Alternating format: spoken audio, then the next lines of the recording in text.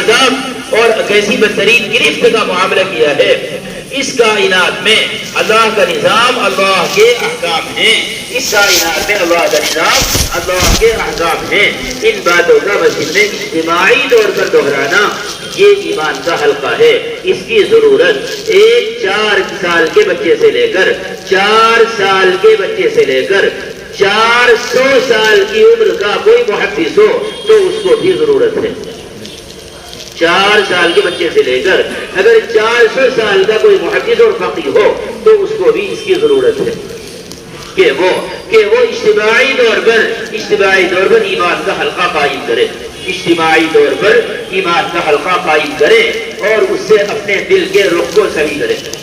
خود حضور اکرم صلی اللہ علیہ وسلم نے ابی بن کعب کو بلایا اور فرمایا اے ابی تم قرآن پڑھو، میں سننا چاہتا ہوں۔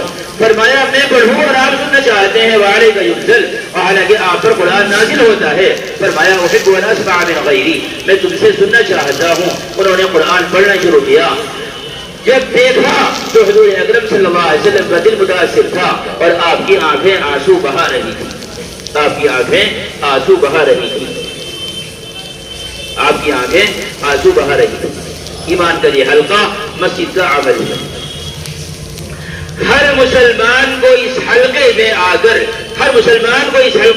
کر روزانہ کے اعتبار سے اپنے دل کو سنوارنے کی ضرورت ہے۔ کیوں؟ وہ دکان میں جاتا ہے، بیوی کے پاس جاتا ہے، بچوں کے پاس جاتا ہے، بازاروں میں جاتا ہے، ساری کائنات میں جاتا ہے۔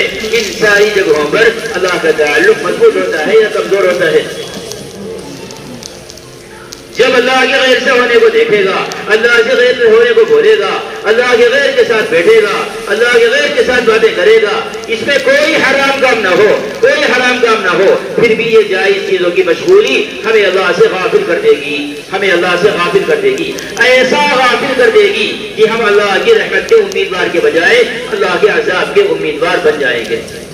قرآن نے صاف کر دیا، ان کان آباؤکم وابناؤکم واخوانکم وازواجکم وعشیرتکم واموال اقترفتموها وتجارة تخشون كسادها ومساكن ترضونها احب الیکم من اللہ ورسولہ وجہاد فی سبیلہ فتربصوا حتی یأتی اللہ بامرہ واللہ لا یہدی القوم الفاسقین۔ تمہارا باپ، تمہارا بھائی، تمہارا بیٹا، تمہاری بیوی کو اس کا شوہر، تمہارے مکانات، تمہارے کاروبار، یہ سب اگر تم کو اللہ سے غافل کر رہے ہیں تو تمہیں اللہ کے عذاب کا انتظار کرنا چاہیے، اللہ کی مدد کا منتظر نہیں ہونا چاہیے۔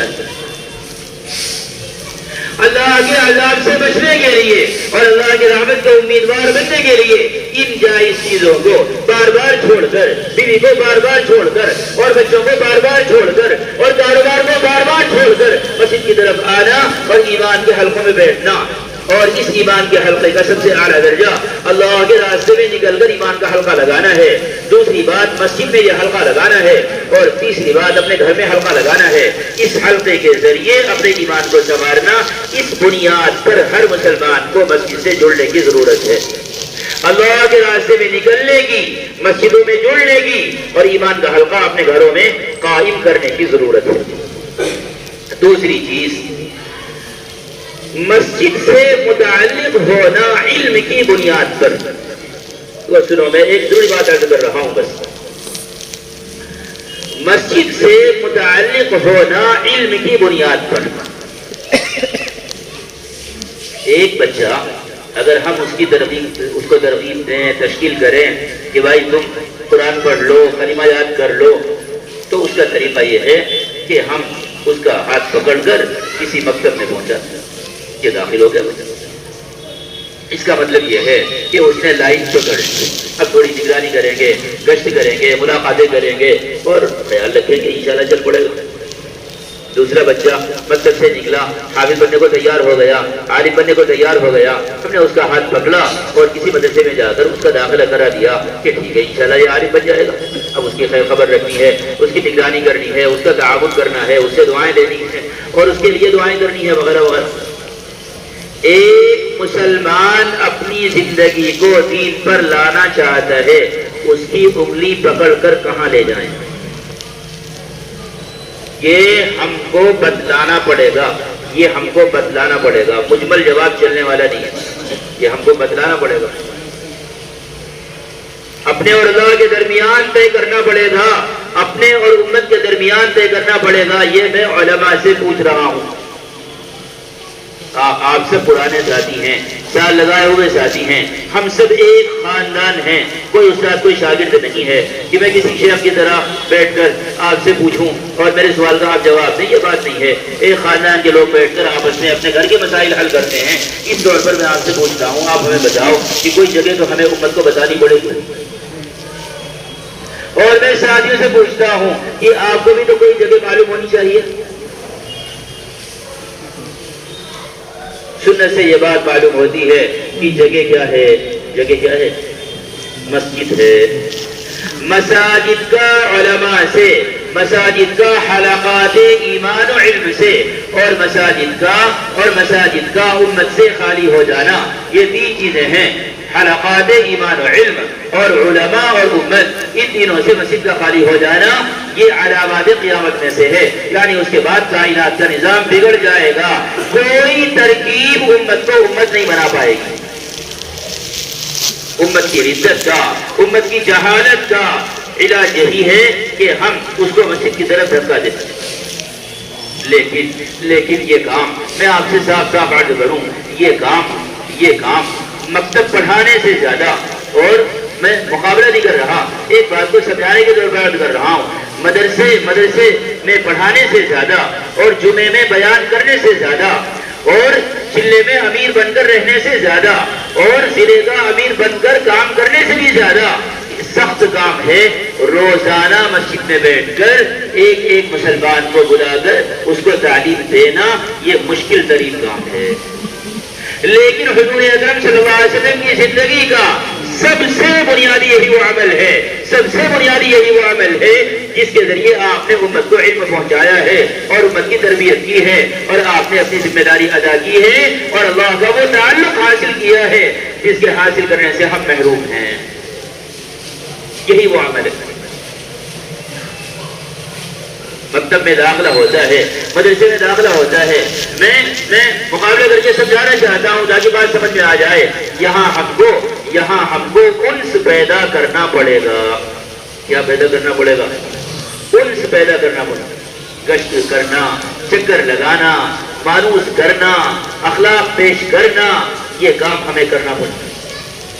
ہمیں اپنے عمل سے تقوی اور اخلاق سے دو چیزیں بنیاد ہیں، تقوی اور اخلاق سے ہمیں ثابت کرنا ہوگا انی لکم ناصح امین۔ مدعی بن کر ہم مسجد کے ممبر سے اعلان نہیں کر سکتے انی لکم ناصح امین۔ ہمارا دعویٰ یہ ہے کہ ہم تمہارے لیے خیر خواہ ہیں، اور ہمارا دعویٰ یہ ہے ہر کام کرنے والے کو وہ تعلیم کا کام کرے، تبلیغ کا کام کرے، جس وقت جو بھی کام کرے، تبلیغ کرے تبلیغ کے وقت میں، تعلیم کرے تعلیم کے وقت میں، جو بھی کام کرے اس کو اپنے عمل سے ثابت کرنا ہوگا انی لکم ناصح امین۔ یہ بات ثابت ہوگی تقوی اور اخلاق سے، یہ بات ثابت ہوگی۔ ایک مسلمان سے ملنا، ایک مسلمان کو مانوس کرنا، ایک مسلمان کو تیار کرنا، اور پھر یہ بات نہیں ہے کہ بھئی تم یہ کتاب پڑھ لو، تم یہ کتاب پڑھ لو، تم یہ کتاب پڑھ لو۔ لوگ بھی پوچھتے رہتے ہیں ہمیں کتاب بتا دو، نہیں۔ حافظ بننا ایک کام ہے، عالم بننا ایک کام ہے، اس کے علاوہ ایک دوسرا کام ہے مسجد سے آ کر اپنی ضرورت کا علم لینا اور اپنی ضرورت کا علم دینا۔ اس طرح سمجھنا چاہیے جیسے ڈاکٹر دو کام کرتا ہے۔ ایک کام تو یہ کرتا ہے کہ وہ کالج میں بچوں کو لیکچر دیتا ہے، اس سے ڈاکٹر بنتے ہیں۔ دوسرا کام یہ کرتا ہے کلینک پر دوا دیتا ہے، اس سے لوگوں کی اصلاح ہوتی ہے۔ ہم کو لوگوں کو علم کا ذخیرہ جمع کرنے والا نہیں بنانا ہے، وہ ایک الگ ضرورت ہے، اس کے الگ فضائل ہیں۔ اصل کام یہ ہے ایک آدمی کو لے کر بیٹھنا اور اس سے کہنا یہ بتا تیرے دل میں محمد صلی اللہ علیہ وسلم کی محبت کتنی ہے۔ حضور اکرم صلی اللہ علیہ وسلم نے حضرت عمر سے یہ سوال کیا تھا، جس طرح آپ نے حضرت عمر رضی اللہ عنہ کو تیار کیا تھا، اس طرح ہمیں ہر مسلمان کو تیار کرنا ہوگا۔ آپ نے واصلہ ابن اسقع سے کہا ہجرت اختیار کرو، ہمیں اس طرح ایک مسلمان سے ہجرت کی بات کرنی ہوگی۔ آپ مسجد میں بیٹھے ہوئے ہیں، ایک صاحب نے نماز پڑھی، جلدی جلدی پڑھی، آپ نے انہیں بلایا، انہیں سمجھایا کہ آپ اچھی نماز پڑھیں۔ حضرت ابو ذر رضی اللہ عنہ آئے، کہنے لگے اللہ کے رسول آپ مجھے گورنر بنا دیجئے۔ عجیب بات، صوفی جی کو خدا معلوم کیا ہو گیا، ایسا زاہد آدمی، خیال ہے مسجد میں بیٹھے ہیں، تعلق کی بات ہے، محبت کی بات ہے، شاید فاقہ زیادہ ہو گیا ہوگا، فاقہ زیادہ ہو گیا ہوگا، آ کر کہنے لگے یا کوئی خیال آیا ہوگا، کوئی دینی خیال آیا ہوگا کہ میں کام کروں گا۔ فرمایا یا رسول اللہ آپ مجھے گورنر بنا دیجئے۔ آپ نے سنتے ہی فرمایا لا تقضین بین اثنین، مسند احمد کی روایت میں ہے لا تقضین بین اثنین، اے ابو ذر دو لوگوں کے درمیان فیصلہ بھی نہ کرنا تم۔ کہ کیوں فیصلہ نہ کرنا؟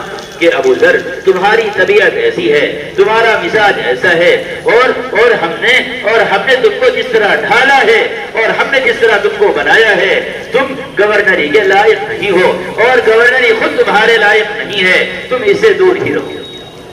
اس لیے حضرت علی رضی اللہ عنہ اپنے زمانے میں، خلافت کے زمانے میں قسم کھا کر فرماتے تھے خدا کی قسم ہم میں کوئی نہ بچا جس کا حال بدل نہ گیا ہو۔